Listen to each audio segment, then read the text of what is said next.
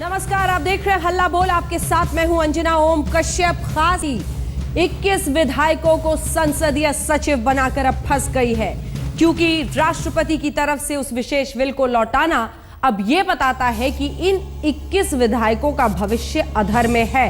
क्या election commission उन 21 विधायकों की सदस्यता को खारिज कर देगा?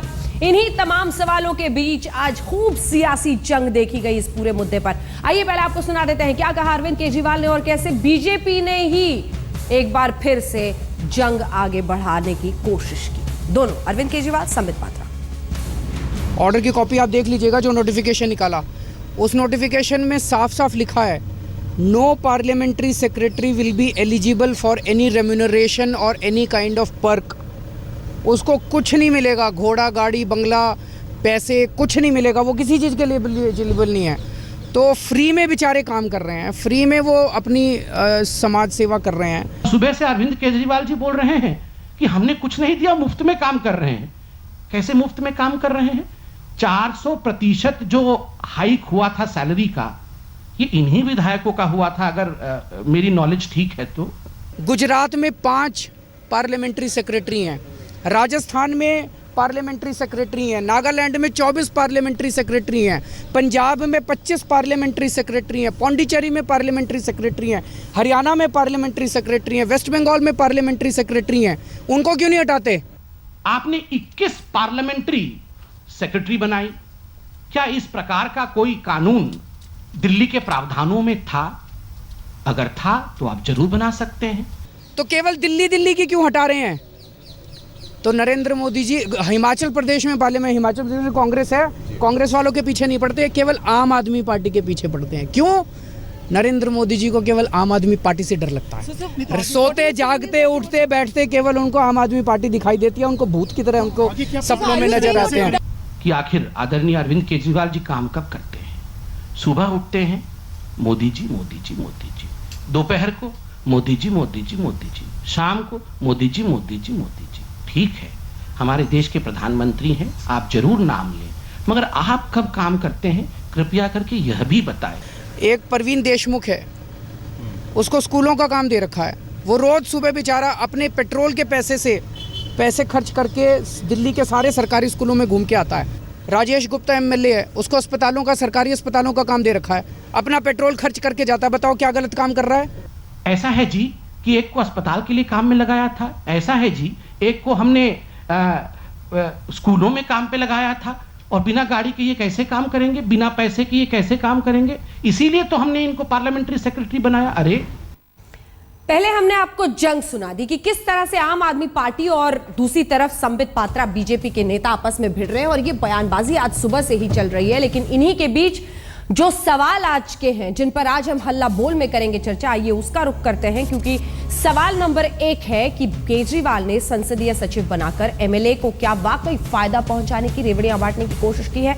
दिल्ली में 21 एमएलए को संसदीय सचिव बनाना गैर कानूनी है, क्योंकि संविधान इसकी इजाजत नहीं देता है, क्योंकि जीएनसीटी एक्ट 91 इसकी इजाजत नहीं देता है। सिर्फ एक संसदीय सचिव हो सकता है। नैतिकता की राजनीति आम आदमी पार्टी के लिए क्या महज एक दिखावा है? क्योंकि एक वक्त पर इसी आम आदमी पार्टी ने कहा था कि हम सत्ता में जब आएंगे तो तमाम नियमों को बदल देंगे। नियम क्या? आपको राजनीति ने और सत्ता ने बदल दिया लगता है।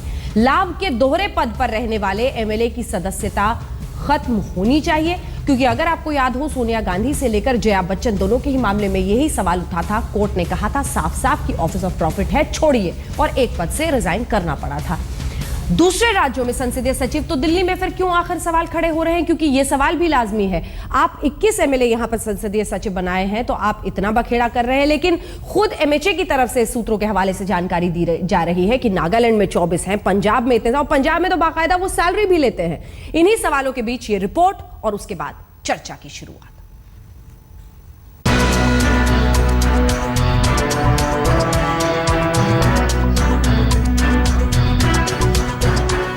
वैसे तो 21 का अंक शुभ माना जाता है, लेकिन दिल्ली के मुख्यमंत्री अरविंद केजरीवाल के लिए 21 का अंक मुश्किलें लेकर आया है। केजरीवाल ने 21 विधायकों को संसदीय सचिव बनाया था, लेकिन इस नियुक्ति को वैधता देने वाले बिल को राष्ट्रपति ने लौटा दिया है। इसके साथ ही आपके इन 21 विधायकों की सदस्यता पर तलवार लटक गई है। संवैधानिक स्थिति और वैधानिक स्थिति बिल्कुल स्पष्ट है। अगर कोई भी सदस्य office of profit under the government hold करता है तो वो डिस्क्वालीफाई किया जा सकता है। दरअसल संसदीय सचिव का पद लाभ का पद है। संविधान के अनुच्छेद 191 और राष्ट्रीय राजधानी क्षेत्र 1991 की धारा 15 के तहत अगर कोई व्यक्ति लाभ के पद पर हो तो उसकी सदस्यता खत्म हो जाती है। इसी कानून को आधार बनाकर जब बीजेपी और कांग्रेस ने आपके 21 विधायकों की सदस्यता रद्द करने की मांग की तो केजरीवाल सरकार ने दिल्ली विधानसभा से एक बिल पास कराकर संसदीय सचिव को लाभ के पद के दायरे से बाहर कर दिया। लेकिन इस बिल को राष्ट्रपति की मंजूरी नहीं मिली और केजरीवाल फंस गए। हालांकि हमेशा की तरह आम आदमी पार्टी के पास तर्कों की कोई कमी नहीं। पूरे देश में संसदीय सचिव बनाना वैध है। खाली दिल्ली के अंदर अरविंद केजरीवाल अगर संसदीय सचिव बनाते हैं तो वो अवैध है, वो गुनाह है, उस सरकार को खत्म करना है, उस सरकार को चलने नहीं देना है। पूछना चाहता हूं मोदी जी, दिल्ली की सरकार से इतना सौतेला व्यवहार क्यों? अरविंद केजरीवाल से इतनी दुश्मनी क्यों है आपकी? इसका कृपा करके जवाब दीजिए। हालांकि जया बच्चन मामले में सुप्रीम कोर्ट ने अपने फैसले में कहा है कि लाभ लेना या न लेने से कोई फर्क नहीं पड़ता। राष्ट्रपति के इनकार के बाद दिल्ली के उपराज्यपाल औपचारिक नोटिफिकेशन जारी कर पूरे मामले की जानकारी चुनाव आयोग को देंगे। सब कुछ चुनाव आयोग को तय करना है कि केजरीवाल के 21 विधायकों का भविष्य क्या है। ये भी मुमकिन है कि दिल्ली की इन 21 सीटों पर फिर से चुनाव कराए जाएं। चुनाव आयोग के सूत्रों के मुताबिक अगले महीने इस पर चर्चा हो सकती है।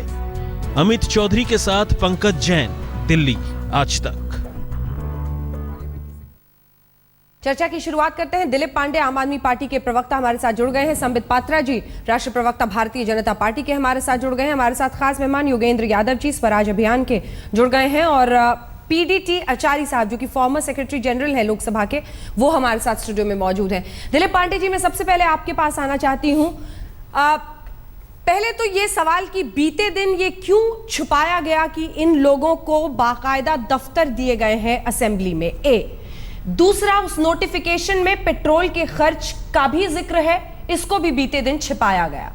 तीसरी सबसे महत्वपूर्ण बात यह है कि क्या इन लोगों को जिस पद पर वो बने हुए थे उससे फायदा तो दिख रहा है, क्योंकि वो ऑफिस उनको मिला। सर, किसी और को सड़क पे पकड़ के आदमी को तो आप ऑफिस ऐसे देंगे नहीं, और वो भी असेंबली में, दिल्ली की असेंबली में। दिलीप पांडे जी। अंजना जी, समस्या यहाँ पे ये है कि ऑफिस ऑफ प्रॉफिट शब्द को हम इस प्रकार से देख रहे हैं कि अगर ऑफिस है तो प्रॉफिट होगा ही होगा। जैसे आपने कहा कि उनको फायदा होता तो दिख रहा है, उनके पास ऑफिस तो है। तकलीफ इस बात की है कि बजाय इसको समझने के कि ऑफिस ऑफ प्रॉफिट क्या होता है क्या नहीं होता है, हम सीधे सीधे यह मानने को तैयार हो गए हैं कि इन 21 विधायकों को पिक्यूनरी गेन्स हो रहे हैं, जो ऑफिस ऑफ प्रॉफिट होने की स्थिति में एक सबसे मजबूत, सबसे बड़ी शर्त है। दिलीप जी, मैं आपको स्पष्ट करना चाहूंगा दिलीप जी, कि ऑफिस ऑफ प्रॉफिट के डेफिनेशन की अगर हम बात करें, परिभाषा की अगर बात करें हम, सर दिलीप जी, आपको रोक रही हूँ, माफी के साथ टोक रही हूँ, लेकिन आपने मेरा सवाल मिस कर दिया। मेरा सवाल यह था सर कि बीते दिन ये बात क्यों छिपाई गई? और जो समझ हमारी ऑफिस ऑफ प्रॉफिट के बारे में है वो कोर्ट से है। कोर्ट ने Jaya Bachchan versus union of India में साफ कहा है कि by virtue of being on a post if you can influence decisions, यानी आप किसी पद पर रहकर अगर एक ऐसे पद पर हैं जहां पर आप फैसलों को प्रभावित कर सकते हैं तो वही ऑफिस ऑफ प्रॉफिट हो जाता है। उसके लिए पैसा या गाड़ी या ड्राइवर या मकान या दफ्तर नहीं चाहिए। तो मेरे दोनों सवाल का सर सीधा जवाब, बीते दिन ये बात आप लोगों की तरफ से क्यों छिपाई गई? दोनों सवालों का आप थोड़ा सा रुक नहीं पाई अंजना जी, मैं आपके सवाल के जवाब पे आ रहा था। खैर कोई बात नहीं, आपने टोक के पूछा, मैं दोबारा बताता हूं आपको। पहला सवाल आपका कि आपने छिपाया, कोई भी चीज नहीं छिपाई गई है। सरकार का नोटिफिकेशन जब से पब्लिक में है, यह बात सबको पता है और हम लगातार इस बात को कहते आ रहे हैं कि ये नोटिफिकेशन स्पष्ट करता है कि इन 21 संसदीय सचिवों को किसी भी प्रकार का रिम्यूनरेशन, पर्क, इंसेंटिव कुछ भी नहीं मिलने वाला है। इनको जो जिम्मेदारियां मिल रही हैं, जो रिस्पॉन्सिबिलिटीज मिल रही हैं, उनको ये बिना किसी अतिरिक्त लाभ के डिस्चार्ज करेंगे, यह तयशुदा था उस नोटिफिकेशन में। तो कभी कुछ भी छिपाया नहीं गया, यह गलत है। दूसरी बात, आपने जया बच्चन जी के केस को कोट किया, मैं पढ़ के बताता हूं जिसमें स्पष्ट लिखा हुआ है, holding an office under the central और स्टेट गवर्नमेंट टू विच सम पे, salary, emolument, remuneration or non-compensatory allowance is attached is holding an office of profit। मैं उसी केस की बात कर रहा हूं। जया बच्चन के केस में उनको रेम्यूनरेशन मिलता था। इस केस में उनके पास एक दफ्तर होना जो दिल्ली के सभी विधायकों को दिल्ली की सरकार उपलब्ध करवा रही है, ऑफिस ऑफ प्रॉफिट नहीं होता है। ऑफिस ऑफ प्रॉफिट का सीधा सीधा जो कनेक्शन है वो एक बहुत इंपॉर्टेंट वर्ड आजकल चर्चा में है, पिक्यूनरी गेन, या किसी भी प्रकार का स्पष्ट प्रत्यक्ष आर्थिक लाभ। नहीं सर, आपने मिस कर दिया दिलीप जी। दिलीप जी आपने मिस कर दिया सर, तमाम अलग अलग क्षेत्र। दिलीप जी आपने मिस कर दिया जया बच्चन का, मेरे पास भी फैसला है। नहीं सर, दिलीप जी 2006 में जो सुप्रीम कोर्ट का फैसला है उसने आपने कहीं पर गलती कर दी है समझने में सर, क्योंकि साफ लिखा है आखिर में। देखिए आखिर की लाइन आपने नोटिफिकेशन की कल भी नहीं पढ़ी थी, हाउएवर के आगे की, और आज भी नहीं पढ़ रहे हैं। Even if the holder of the office chooses not to receive और ड्रॉ सच इमोल्यूमेंट्स, अगर वो नहीं भी लेता है या किसी भी फायदे को या किसी भी इमोल्यूमेंट को नहीं भी लेता है, तब भी वो माना जाएगा कि वो लेता है, क्योंकि उस पद पर रहते हुए वो फैसलों को प्रभावित कर सकता है सर। 2006 सुप्रीम कोर्ट का ये वर्डिक्ट है सर, आपने इसको गलत समझा। देखिए यहीं पे आपने गलत समझा सर, हम मिस्टेक कर रहे हैं। उन्होंने आप गलत समझ रहे हैं। उन्होंने कोई इमोल्यूमेंट नहीं लिया था सर, उस वक्त का केस है सर, कोई इमोल्यूमेंट नहीं ड्रॉ कर रही थी वो दूसरे पद पर। जया बच्चन उस पद पर कोई इमोल्यूमेंट ड्रॉ नहीं कर रही थी, लेकिन कोर्ट ने कहा आप फैसलों को प्रभावित कर सकती थी, इसलिए वो ऑफिस ऑफ प्रॉफिट है। अब मैं चाहती हूं सर कि इस बहस को थोड़ा हम लोग खोलें, क्योंकि मेरे पास भी वो कोर्ट की रूलिंग है, मेरे हाथ में भी है। बिल्कुल मैं ये कह रहा हूं, जो लिखा गया उसको ध्यान से पढ़िए कि जो व्यक्ति है, जो संसदीय सचिव बनाया गया है, वह आर्थिक लाभ लेने की स्थिति में है कि नहीं, उस क्षमता में है कि नहीं। जया बच्चन जी ने लिया नहीं था, लेकिन उनका रेम्यूनरेशन तय था। हम यहाँ पे ये कह रहे हैं नोटिफिकेशन में, इस अंतर को समझिएगा, बहुत महत्वपूर्ण अंतर है। हम यहाँ पे ये कह रहे हैं इस नोटिफिकेशन में कि आर्थिक लाभ लेने की क्षमता में नहीं है, वो पेट्रोल का खर्चा दफ्तर तो बोला ही नोटिफिकेशन में। अगर वो सर आपने पेट्रोल और ऑफिस तो बोला ही है ना नोटिफिकेशन में। आप सही कह रही हैं सर, पेट्रोल और नोटिफिकेशन में तो आपने कहा है ना पेट्रोल और ऑफिस, तो वो उनका एंटाइटलमेंट नहीं है। अंजना जी लेट मी क्लैरिफाई यू, मैं आपको स्पष्ट करता हूं कि अपनी जिम्मेदारियों का निर्वहन करने के लिए ऑफिस का प्रयोग कर लेना, मंत्री के दफ्तर का या अपने दफ्तर का प्रयोग कर लेना, गाड़ी का इस्तेमाल कर लेना, यह पिक्यूनरी गेन की कैटेगरी में बिल्कुल नहीं आता। संबित पात्रा जी क्लियर होना चाहिए। संबित पात्रा जी, नागालैंड में 24, पंजाब में 19, हरियाणा में 4, हिमाचल में 9, मिजोरम में 7, राजस्थान में 5, 6 तेलंगाना में, 4 अरुणाचल में, कर्नाटका में 10, फिर भी आपको सिर्फ दिल्ली दिखाई देती है। मैं इसका भी जवाब दे दूंगा, मगर पहले जरा मैं दिलीप भाई ने जो पेक्यूनरी गेन पे कहा है उसमें मैं ठीक कर दूं। देखिए, भले ही आप अपनी नोटिफिकेशन में ये लिखे कि कोई रेन्यूमरेशन नहीं मिलेगा, उससे पेक्यूनरी गेन का जो आपने विषय रखा वो सिद्ध नहीं होता। और बिल्कुल अंजना जी ने लास्ट लाइन पढ़ा है, मैं उसका थोड़ा सा एक छोटा सा हिस्सा आपको बता दूं कि सुप्रीम कोर्ट के जस्टिस ने कहा कि 1954 में ये सेटल हो गया था।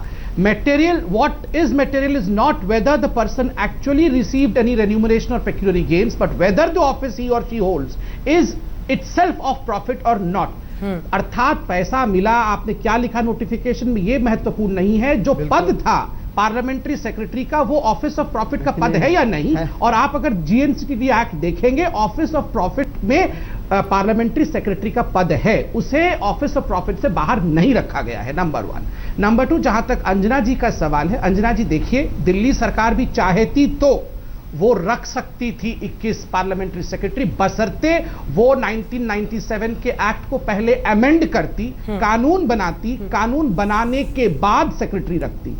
कानूनन अभी भी दिल्ली को अपने अनुपात के हिसाब से, प्रोपोर्शन के हिसाब से एक पार्लियामेंट्री सेक्रेटरी अलाउड है। याद रखिए, दिल्ली एक यूनियन टेरिटरी है। हर बात पे दिल्ली अपने आप को उत्तर प्रदेश, मध्य प्रदेश, हिमाचल प्रदेश से कंपेयर ना करे। यूनियन टेरिटरीज के जो स्टैट्यूट्स है, उस स्टैट्यूट के हिसाब जो कि 2006 में अमेंड हुआ है, उसमें एक पार्लियामेंट सेक्रेटरी अलाउड है। सहमत हूं सर, लेकिन रैशनैलिटी और दलील, मतलब इस बात से कैसे कि ये क्या चाहते हैं नहीं चाहते हैं, उससे देश की रैशनैलिटी या दलीलें नहीं प्रभावित हो सकती ना। अगर आपको लगता है कि यहाँ पर एक ही प्रिंसिपल सेक्रेटरी होना चाहिए, तो छोटे राज्य में आप देखिए 60 वहां विधायक है, नागालैंड में 24 संसद है। लेकिन सर मैं एक छोटा सा जवाब दीजिएगा प्लीज, क्योंकि मुझे योगेंद्र जी के पास जाना है। छोटा सा, बिल्कुल छोटा सा जवाब दूंगा और रैशनैलिटी पे दूंगा। रैशनैलिटी यही है कि संविधान सबसे बड़ा है। अगर आपको संविधान में बदल करना है तो पहले बदल करिए, उसके बाद जो आपके मन में है उसको आप सामने लाइए। कानून पहले बनाइए और उसके बाद कानून को आप चलाइए। यहाँ आपने कानून बनाने से पहले अपने नोटिफिकेशन जारी किया, आपने पहले कानून नहीं बनाया, आपने पहले पार्लियामेंट्री सेक्रेटरी बना दिया, बाद में कानून बना रहे हैं। रेट्रोस्पेक्ट में आप ये कानून ला रहे थे। योगेंद्र यादव जी, सबसे बड़ा लूपहोल पूरे मामले में क्या दिखता है? क्योंकि मोदी जी ना काम कर रहे हैं ना करने दे रहे हैं, ये अरविंद केजरीवाल का कहना है।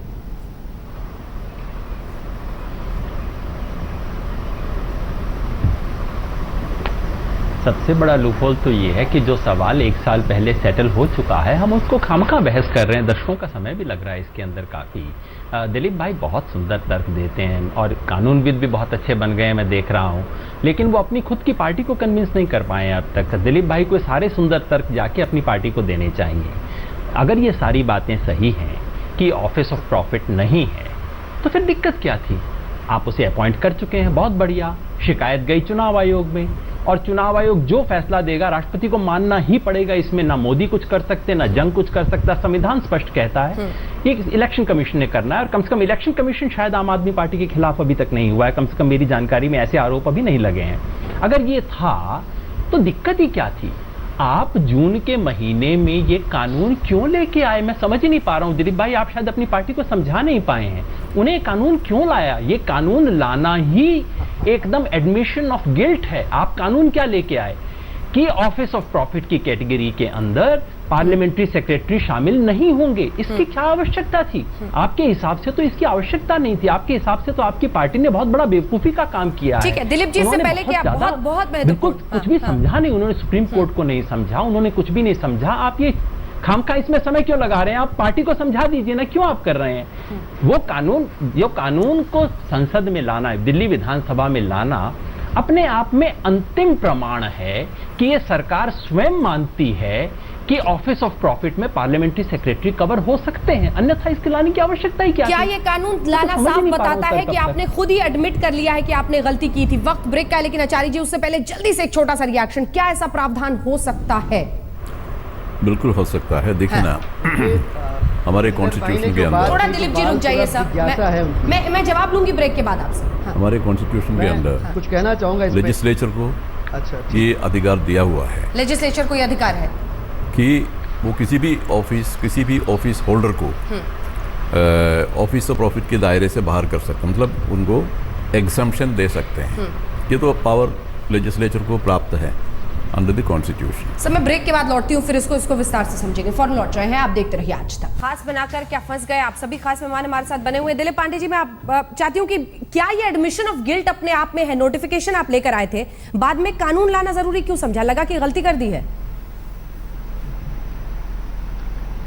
देखिए योगेंद्र भाई की जो बाल सुलभ जिज्ञासा थी, दरअसल बीजेपी के दो प्रोपेगेंडा काम कर रहे हैं इसमें। एक तो ये कहना कि ये प्रेसिडेंट ने करवाया है जी, बाकी मोदी जी का कुछ लेना देना नहीं है, और दूसरा इस बात को साबित करना है कि इनके अंदर गिल्ट है, तभी ये बाद में बिल लेकर आए। मैं स्पष्ट करना चाहता हूं कि ये हमारे सारे संसदीय सचिव पूरी जिम्मेदारी से अपना काम कर रहे, बिना 1 रुपए का अतिरिक्त वेतन लिए। दिल्ली की सरकार ने यह सोचा कि आने वाले समय में जब इतनी बड़ी बड़ी जिम्मेदारियों का निर्वहन ये कर रहे हैं, इनको अतिरिक्त लाभ मिलना चाहिए, ये डिजर्व करते हैं, पूरी श्रद्धा से जनता की सेवा कर रहे हैं। इस बात का ध्यान रखते हुए इस बिल को पेश किया गया। कि, और वो भी रेट्रोस्पेक्टिव इफेक्ट में, कि अगर जरूरत आन पड़े, इनको भी आर्थिक सहयोग की आवश्यकता हो सरकार से, तो वो किया जा सके। आने वाले समय में भी अगर संसदीय सचिवों को अपॉइंट करना हो तो उनको भी ऑफिस ऑफ प्रॉफिट वाली डेफिनेशन से एग्जेम्प्ट किया सके। ये बहुत सीधी सी, सच्ची सी, ईमानदार सी बात है जो भाजपा के साथियों को, इस पर योगेंद्र यादव जी और संबित पात्रा जी दोनों जवाब देना चाहते हैं, लेकिन ब्रेक के बाद जब मैं लौटूंगी तो एक बहुत सीधा सवाल आपसे करूंगी। क्या किसी को दफ्तर मिलना, वो भी दिल्ली की असेंबली में? मुख्यमंत्री अरविंद केजरीवाल का 21 आम आदमी पार्टी के विधायकों को संसदीय सचिव बनाना उन्हें फायदा पहुंचाना है, क्योंकि सवाल यही अब गूंज रहा है और सियासत भी इस पर खूब हो रही है। सभी खास मेहमान हमारे साथ बने हुए हैं, संबित पात्रा जी, दिलीप पांडे जी, हमारे साथ योगेंद्र यादव जी बने हुए हैं और खास मेहमान पीडीटी आचार्य साहब यहाँ स्टूडियो में मौजूद हैं। लेकिन इससे पहले, और मैं चाहती हूँ आप भी देखें, क्योंकि आज जब अलका लांबा जी आई, दफ्तर का जिक्र हुआ, दफ्तर इन सबको मिला हुआ है, लेकिन बीते दिन से आम आदमी पार्टी से कोई नहीं बता रहा था कि कौन से कमरा नंबर में कौन रह रहा है। तो आइए हम आपको दिखाते हैं अलका लांबा का दिल्ली की विधानसभा में कौन सा दफ्तर है। जी हां, आज तक के रिपोर्टर्स पहुंचे हैं इन तमाम विधायकों के दफ्तर में, और कौन से दफ्तर में, कहां पर वो बैठ रहे हैं, आइए जरा आपको दिखा देते हैं। हम इस वक्त दिल्ली विधानसभा के परिसर में मौजूद हैं और यहां पर संसदीय सचिवों को जो कमरे अलॉट किए गए थे उनमें से एक कमरे में हम इस वक्त मौजूद हैं। ये जो टूरिज्म मिनिस्ट्री की संसदीय सचिव हैं अलका लांबा, उनके नाम से अलॉटेड है ये वाला कमरा, और इसके भीतर की तस्वीर हम आपको दिखा रहे हैं।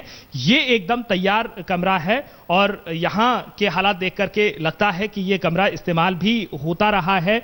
जो ऑफिस का लुक है पूरी तरह से दिया गया है। टेलीफोन यहाँ पर है, जो टेबल है, पूरी एक लंबी चौड़ी टेबल लगी हुई है, कुर्सियां रखी हुई हैं जिनसे संसदीय सचिव मिलते होंगे, उनके पास आते होंगे, अपना काम करते होंगे। तो ये कमरे की तस्वीर देख करके अंदाजा लगाना मुश्किल नहीं है कि ये जो कमरा है वो फंक्शनिंग में रहा है, इसका इस्तेमाल होता रहा है। और साथ ही सुविधाओं और सहूलियतों की बात करूं तो सामने आप देख सकते हैं सोफे भी यहां पर लगाए गए हैं। तो ये अलका लांबा जी के दफ्तर तक हमारे सहयोगी पहुंचे हैं। अब दिलीप पांडे जी, आपसे सवाल ये है कि लाइब्रेरी ब्लॉक 3 में इन्हें ये कमरा मिला हुआ है, बाकी जिन लोगों को कमरा है 90A में नरेश यादव को, सोमदत्त को 90A में, 151 रूम नंबर में प्रवीण कुमार को, क्या जर्नैल सिंह को 152 में, सबका नंबर है मेरे पास। मेरा सवाल आपसे यह है दिलीप पांडे जी कि क्या किसी को दिल्ली की विधानसभा में दफ्तर मिलना आपको नहीं लगता है कि प्रॉफिट है एक तरह का? मैं आपको एक बड़ा इंटरेस्टिंग केस बताऊंगा सर। हाँ या ना में जवाब दे दीजिए ना, फिर इंटरेस्टिंग बात भी सुन लेंगे आपसे। डॉक्टर देवराव सर, एक बार हाँ या ना में जवाब दे दीजिए ना, फिर इंटरेस्टिंग केस भी सुन लेंगे। आपको मैं सर या तो सफेद या काला, क्या ये ऑफिस, प्लीज दिलीप जी, आप तो बड़ी ईमानदारी से, बेबाकी से हर बात कहते हैं, मेरे एक सिंपल सा सवाल का जवाब दे दीजिए सर। मैं सुनूंगी सर, आपकी पूरी बात सुनूंगी। बाइनरी आंसर्स लेंगे अगर आप एक्सप्लेन नहीं। बिल्कुल ठीक है, बिल्कुल नहीं, आपसे वादा रहा सर, आपसे वादा रहा, नहीं है, आपसे वादा रहा, 100% नहीं है, आपसे वादा रहा। बस इतना बता दीजिए कि दफ्तर मिलना फायदा है या नहीं है सर, वो भी दिल्ली विधानसभा में। मैंने बता दिया, बिल्कुल नहीं है ये किसी भी किस्म का प्रॉफिट। या एक ऑफिस होना दिल्ली की विधानसभा के अंदर ऑफिस ऑफ प्रॉफिट नहीं है, और भारतीय जनता पार्टी इसी कंफ्यूजन को क्रिएट करके ये समझाने का प्रयास कर रही है कि ये तो लाभ का पद हो गया, इसमें इनको लाभ हो गया, इसलिए इनको डिस्क्वालीफाई कर देना चाहिए आर्टिकल 191A के तहत। इस प्रोपेगेंडा को डिफ्यूज करने की जरूरत है, इसीलिए मैं आपसे वक्त मांग रहा हूं ताकि मैं समझा पाऊं कि ये क्यों नहीं है ऑफिस ऑफ प्रॉफिट। मुझे उम्मीद है कि आप मुझे वक्त देंगे। हाँ, आप बोल रहे हैं, उसके बाद मैं संबित जी और योगेंद्र जी के पास जाऊंगी। ठीक है, बोले सर। जी तो मैं आपको एक केस बताना चाहता हूं, 1958 का एक केस है, 2 मिनट लगेगा बस। डॉक्टर देवराव लक्ष्मण आनंदे बनाम केशव लक्ष्मण बोरकर का 1998 का केस है, जिसमें यह साफ साफ स्वीकार किया गया है कि ऑफिस ऑफ प्रॉफिट को हमारा संविधान ठीक तरीके से नहीं डिफाइन करता है। तब इसमें यह कहा गया है कि अगर धारा 191(1) के तहत किसी को डिस्क्वालीफाई करना है तो 3 प्रमुख बातों का ध्यान बिल्कुल ही रखा जाना चाहिए। पहला, कि क्या वह व्यक्ति एक ऑफिस होल्ड करता है, दूसरा, जो ऑफिस होल्ड करता है उससे कोई प्रॉफिट बनाता है, और तीसरा, यह ऑफिस या तो केंद्र की सरकार का हो या तो राज्य की सरकार का हो। अब मैं आपको रिवर्स इसको कनेक्ट करता हूं आपके सवाल से। विधानसभा के अंदर जो ऑफिस दिया गया है वो टेक्निकली, लीगली और कॉन्स्टिट्यूशनली राज्य सरकार द्वारा दिया गया ऑफिस नहीं है। राज्य सरकार द्वारा जो ऑफिस दिया जा रहा है विधायकों को, वो पूरी दिल्ली में 70 विधायकों के लिए सब कैबिनेट ने नोट पास किया हुआ है, जो चाहे अपना ऑफिस खोल सकता है। तो ये जो विधानसभा के अंदर का ऑफिस है वो वहां के विधानसभा अध्यक्ष का प्रेरोगेटिव है और वो राज्य सरकार का ऑफिस नहीं माना जाता है, संवैधानिक रूप से, वैधानिक रूप से और तकनीकी रूप से भी। एक संबित बात। पात्रा जी जवाब। दूसरी बात, ठीक है हाँ, सर, आपकी बात वो ऑफिस है, एक बिल्डिंग है, अगर समाप्त हो गया हो लेकिन एक जो टर्म है वो ये कहता है कि इस ऑफिस से क्या वो प्रॉफिट बना रहे हैं? बिल्कुल नहीं, 0 रुपए का भी प्रॉफिट उसके जरिए नहीं बनाया जा रहा है। तो जो केस मैंने आपको कोट किया वो ये साबित करता है, 1998 का केस है, सुप्रीम कोर्ट का केस है, यह साबित करता है कि विधानसभा के अंदर मात्र एक ऑफिस होना ही ऑफिस ऑफ प्रॉफिट नहीं होता है। यह एक किस्म की राजनीतिक मूर्खता या धूर्तता होगी अगर हम इसको ऑफिस ऑफ प्रॉफिट मान ले अपने। अंजना जी, अब मैं आ सकता हूं? जवाब दीजिए इसका संबित पात्रा जी। राज्य सरकार का देखिए दिया अंजना जी, पहली बात, हाँ अंजना जी, पहली बात तो यह है कि जहां तक pecuniary benefits, office of profit क्या होता है, ये तो हमने पहले ही सुप्रीम कोर्ट के 2006 के जजमेंट से क्लैरिटी रख दिया है आपके सामने। ये जो कागज है ये आरटीआई के माध्यम से अपने स्पीकर, दिल्ली के स्पीकर से मिला है, जिसमें स्पीकर कहते हैं कि फलाने 21 लोगों को पार्लियामेंट्री सेक्रेटरी होने के नाते फलाने फलाने कमरे दिए गए हैं, जो कि आपने अभी एक एमएलए का दिखाया। पार्लियामेंट्री सेक्रेटरी होने के नाते ये कमरे दिए गए हैं, एमएलए होने के नाते नहीं। और देखिए ये केवल कमरा नहीं है अंजना जी, आपको समझना पड़ेगा, इसके साथ टेलीफोन भी लगा होता है, इसके साथ स्टाफ भी होते हैं, कोई पानी पिलाने वाला प्यून भी होता है, इनको भी तनख्वाह मिलती है। तो स्वाभाविक रूप से एक कमरे को आप एक पैकेज के रूप में देखेंगे तो यह भी कम से कम लाख रुपए से कम का कमरा नहीं है। ये ऐसा ही नहीं है कि कोई खोली बना के आपको बैठा दिया है तो ये प्रॉफिट नहीं है। ये किसका पैसा है? 1 लाख रुपए, 2 लाख रुपए का जो कमरा पड़ रहा है ये किसका पैसा है? जनता का पैसा है। दूसरी बात, देखिए आपने दिलीप जी से सुना, मैं एक बड़ी बात बताता हूं। आपको याद होगा जिस दिन अरविंद केजरीवाल जी ने शपथ लिया था, वैगनार कार, आधे लोग रिक्शा, आधे लोग टांगा गाड़ी, कोई ई रिक्शा, सब में आ रहे हैं। नहीं, हमें कुछ नहीं चाहिए, हम तो केवल सेवा करेंगे। अच्छा, अब दिलीप जी ने अपने पहले वक्तव्य में बोला अतिरिक्त काम करेंगे तो ज्यादा पैसा लेंगे और लाल बत्ती की गाड़ी भी लेंगे। अरे आप लोग तो ई रिक्शा में आके काम करने वाले थे, अब आप अपने विधानसभा से बाहर जाएंगे। देश में सबसे ज्यादा तनख्वाह आप लेते हैं, मैं बीच में नहीं बोल रहा था, सुन लीजिए। 4 लाख रुपए की तनख्वाह ज्यादा नहीं है। आप अगर किसी स्कूल में चले जाएंगे बच्चे की पढ़ाई देखने के लिए, आप किसी अस्पताल में मरीज को देखने चले जाएंगे तो 1 लाख रुपए और एक्स्ट्रा लेंगे। ये आप लोग सेवा कर रहे हैं। इतना बड़ा झूठ, क्या झूठ है? क्या झूठ है ये बताइए। आप लोग ई रिक्शा में बैठ के आए थे कि नहीं? 5 दिन ई रिक्शा दिखाया था, कोई रिक्शा में लटक के आ रहा है, कोई रिक्शा के पीछे चढ़ के आ रहा है। मैं आपको चुनौती देता हूँ, योगेंद्र जी इसमें बोलना चाह रहे हैं। ऐसे ही आए थे कि नहीं? रुपए सैलरी दिल्ली की सरकार का विधायक लेता है। 400% तनख्वाह बढ़ाई है आप लोगों ने अपनी, 400%। योगेंद्र जी, मैं सार्वजनिक जीवन से संन्यास ले लूंगा या आप संन्यास ले लेंगे अगर आपके लेने से क्या होगा? दिल्ली के विधायक आपके लेने से क्या होगा? मैं तो ये बोल रहा हूँ, अगर लोग कम काम करने के लिए थे तो अरविंद केजरीवाल को पोर्टफोलियो क्यों नहीं देते? पूरी जिम्मेदारी से बोल रहा हूँ। अगर कम काम करने के लिए लोग थे तो अरविंद केजरीवाल जी बिना पोर्टफोलियो के क्यों बैठे हैं? झूठ बोलते हैं, आपको लज्जा नहीं आती है? संन्यास सफेद आएगी भी झूठ, नहीं। राष्ट्रपति सफेद झूठ, इलेक्शन कमीशन सफेद झूठ।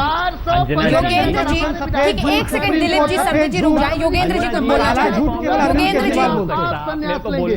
योगेंद्र जी एक सेकंड सर, आप दोनों प्लीज एक सेकंड। हाँ योगेंद्र जी, मत करिए यार संदीप भाई, संबित भाई। जी, आज मैं इतना कहना चाह रहा था कि आज दिन भर जिस तरह की बहुत छिछली बातें हुई हैं वो फिर आपके कार्यक्रम में हो, इससे क्या फायदा होगा? आपके कार्यक्रम में आते हैं कुछ ज्यादा गंभीर बात सुनने के लिए। दिलीप भाई ने कहा बाल सुलभ जिज्ञासा, मुझे बहुत सुंदर लगा और मुझे याद आया कि वो बच्चा ही होता है जो राजा को देख के कहता है लेकिन ये तो राजा नंगा है ना। शायद उस तरह की बाल सुलभ चीजें हम भूल गए हैं, उसे याद रखने की जरूरत है। एक और बाल सुलभ चीज याद रखिएगा कि सुप्रीम कोर्ट में जो पुराने जजमेंट होते हैं वो पुराने होते हैं और नए जजमेंट जो है वो प्रभावी होते हैं। ये बाल सुलभ बातें मैं कुछ बताना चाह रहा था। और तीसरी बाल सुलभ बात जो मैं आपको बताना चाह रहा था वो ये है कि अगर ये आपके सारे तर्क ठीक हैं, अगर ये जो बातें कही जा रही हैं, आपने क्या कहा, या तो मूर्खता है या धूर्तता, बड़ा सुंदर लगा मुझे। तो आप जाके इलेक्शन कमीशन को समझा दीजिए ना कि ये तो ऑफिस ऑफ प्रॉफिट बिल्कुल नहीं है, प्रेसिडेंट आपका बिल कल रोक लिया, उससे कोई फर्क ही नहीं पड़ता। आप इलेक्शन कमीशन को जाके समझा दीजिए कि ऑफिस ऑफ प्रॉफिट नहीं है। अगर आप ऐसा सोचते हैं तो या तो मूर्खता है या तो धूर्तता है, तो इलेक्शन कमीशन मूर्खता और धूर्तता तो नहीं करेगा ना, सारा मामला ही खत्म हो जाएगा। आपको ऐसा क्यों नहीं कर लेते? सच्ची बात यह है दिलीप जी, अब मैं जरा गंभीर बात आपको कह दूं। आपने कहा पंजाब, आपने कहा नागालैंड, आपने 15 और गिनाए, बिल्कुल सच कह रहे हैं, वो सारे अनैतिक काम कर रहे हैं, ये सब बिल्कुल। और समित पात्रा यहाँ बैठ के क्या बातें कर रहे हैं, पैसा लेते हैं, जनता का पैसा। आपकी कितनी सरकारें ये काम कर रही हैं, वो सब अनैतिकता कर रहे हैं, आप भी वही कर रहे हैं। बस फर्क इतना है कि उनकी नकल करते वक्त आपने अकल भी नहीं लगाई, बस यही आप में और उनमें अंतर है। और देश के सामने सबसे दुख की बात आज यही है कि राजनीति में ईमानदारी की बातें करने वाले, भ्रष्टाचार समाप्त करने वाले, राजनीति का चेहरा बदलने वाले आज कहते हैं पंजाब में तो इतने सारे हैं, हमने कर लिया तो क्या हुआ। यही तो इस देश को समस्या थी, यही तो ये देश सुनना चाहता था कि इन सबसे अलग कोई हो। और आके जब ये तर्क देते हैं तो वो सच्ची और ईमानदारी की राजनीति का उस दिन तो अंत हो गया जब आपके मुंह से बातें कहते हैं। आपको बाल सुलभ लगती होगी, लेकिन कुछ बाल सुलभ चीजें याद रखिए, ईमानदारी सच्चाई बाल सुलभता से बचती है दिलीप भाई।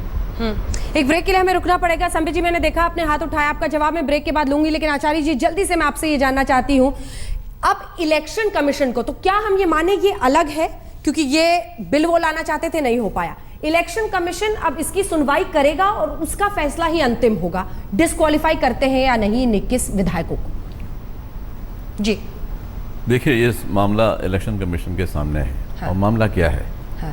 कि office of the parliamentary secretary, हाँ, ये अगर office of profit under the government है या नहीं, हाँ, यही इश्यू है। हाँ। अगर इलेक्शन कमीशन ये फैसला करता है, हाँ, कि ये है ऑफिस ऑफ प्रॉफिट, तो वो डिस्क्वालीफाई कर सकता है, तो वो डिस्क्वालीफाई कर सकते हैं। तो और वो जो फैसला है, हाँ, वो प्रेसिडेंट को भेज देते हैं। हाँ। और under the constitution president is bound to accept और act on the decision of the election commission। जो भी इलेक्शन कमीशन का इस पर फैसला होता है, अगर उसमें माना जाता है कि ऑफिस ऑफ प्रॉफिट है ये विधायकों के लिए, और अगर इलेक्शन कमीशन ये फैसला लेता है कि डिस्क्वालीफाई करना है, सदस्यता रद्द करनी है इन विधायकों की, तब राष्ट्रपति बाध्य होंगे इसे मानने के लिए। एक ब्रेक के लिए हम रुक रहे हैं, फौरन लौटते हैं। खास बनकर क्या फंस गए आप? चर्चा अभी ब्रेक में हो रही थी जिस पर संबित पात्रा जी आप जो कहना चाह रहे थे ब्रेक से पहले वो भी कहें, लेकिन कुछ बहुत महत्वपूर्ण बातें हैं। एक तो इलेक्शन कमीशन को अंततः इस पे फैसला लेना है, और अगर उसके बाद कोर्ट जाना है तो कोर्ट का फैसला अंतिम होगा। यानी आप फिलहाल इस बिल को लौटाकर एक किस्म की राजनीति आम आदमी पार्टी के साथ कर रहे हैं, जो दूसरे राज्यों से आप करने से बचते हैं। सीधा आरोप। बिल्कुल ऐसी बात नहीं है। मैं आपको पहले बता दूं कि एक टेक्निकल इशू है, टेक्निकलिटीज पर डिबेट होना चाहिए। 3 इंस्टीट्यूट्स इसको देख रही हैं। एक तो ऑफिस ऑफ प्रेसिडेंट, जिन्होंने ये बिल वापस किया है, ये प्रेसिडेंट का अधिकार है, वो कस्टोडियन है हमारे कॉन्स्टिट्यूशन के। अगर आप रेट्रोस्पेक्टिवली कोई बिल लागू करना चाहेंगे और आप आशा करते हैं कि प्रेसिडेंट इस पर किसी प्रकार का सवाल नहीं करेंगे, ऐसा नहीं हो सकता है। इलेक्शन कमीशन भी इस विषय को देख रही है, तो इलेक्शन कमीशन और दिल्ली हाईकोर्ट जब इन विषयों को देख रहे हैं, तो उससे पहले प्रधानमंत्री पे अटैक करना, तो सुबह दोपहर शाम मोदी जी मोदी जी मोदी जी करना, ये राजनीतिकरण है। और ये दिखाता है कि कहीं ना कहीं अरविंद केजरीवाल जी के पास कोई टेक्निकल जवाब नहीं है, लीगल जवाब नहीं है, इसलिए वो उसका राजनीतिकरण करना चाहते हैं। दूसरी बड़ी बात है, मैंने आपको आरंभ में कहा कि 21 आप पार्लियामेंट्री सेक्रेटरी बना सकते थे, मगर पहले कानून तो बदलिए। 1997 का जो अमेंडमेंट है उसे चेंज तो करिए। आप बिना चेंज किए पहले अपने आप को संविधान से बड़ा मानते हैं, आप सोचते हैं कि आपके कहे अनुसार संविधान बाद में बदल दिया जाएगा, ये कैसे होगा? योगेंद्र यादव जी।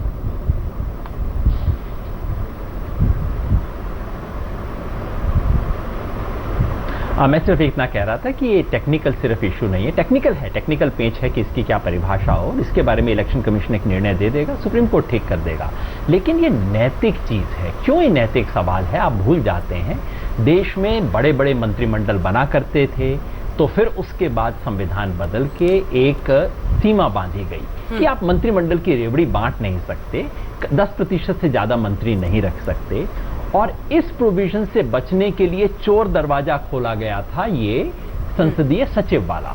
ये इस गहरे नैतिक सवाल से जुड़ा है कि सत्ता की रेवड़ी आप कितनी बांट सकते हैं। इसलिए संबित जी, आपकी जितनी भी सरकारें चला रही हैं, इतने इतने संसदीय सचिव, वो सब घोर अनैतिक काम है। वो टेक्निकली पास हो गया हो, लेकिन ये अनैतिक काम है। इसी तरह से आम आदमी पार्टी ने भी वही अनैतिकता की है। और इसका एक राजनीतिक परिदृश्य भी देखिए, कब किया था? मार्च के महीने में। उस जमाने में उस पार्टी में क्या चल रहा था? कहीं पार्टी को डर तो नहीं था कि ये एमएलओ को अगर कुछ दिया न गया तो पार्टी के अंदर उस वक्त जो चल रहा था उसमें कहीं इस तरफ न झुक जाएं। ये सारा खेल चल रहा था। और सबसे गहरा खेल अंजना जी इसमें ये है कि अगर सारी दुनिया को पता लग जाए कि भाई ये ऐसी मामला था, इस पे इलेक्शन कमीशन में एक जजमेंट दिया, 21 एमएलए डिस्क्वालीफाई हो गए, तब तो मजा नहीं आया ना, रोने का बहाना नहीं मिला। अब आपने इसमें मोदी को जब डाल दिया, अब अच्छा ड्रामा, नौटंकी और रोने का सामग्री तैयार हो गया। सच बात यह है कि इसका जो एक सिंपल बेसिक चीज है कि ये एक देश की राजनीति की बेसिक मर्यादा बनाने का एक कानून हुआ करता था, जिसका आम आदमी पार्टी ने उल्लंघन किया, जिसकी रेफरी और अंपायर इलेक्शन कमीशन है, वो फैसला अपना देने ही वाला है। इस सच्चाई से बच के भागने के लिए ये सब ड्रामे किए जा रहे हैं, ये सब खेल किए जा रहे हैं, ताकि जनता का और आप सबका ध्यान उससे हट के प्रणब मुखर्जी पे जाए, मोदी पे जाए, जंग पे जाए, जिनका इससे कोई लेना देना ही नहीं है। जी, अब हमें यहीं पर इस चर्चा का अंत करना पड़ेगा। हालांकि मैं चाह रही थी कि दिलीप पांडे जी हमारे साथ जुड़े रहते तो एक आखिरी टिप्पणी आप दोनों की बात के बाद में लेती, लेकिन किन्हीं वजह से वो हट गए हैं। फिलहाल आप सभी का बहुत बहुत शुक्रिया। लेकिन ये आम आदमी पार्टी को तय करना पड़ेगा, क्योंकि ये वही पार्टी है जिसने एक वक्त पर कहा था कि हम सत्ता में आएंगे तो जिस तरह की राजनीति आज हो रही है उसे हम बदल देंगे। लेकिन आज ये सवाल पूछा जा रहा है, कहीं राजनीति और सियासत और सत्ता ने आपको तो नहीं बदल दिया? देखते रहिए आज तक।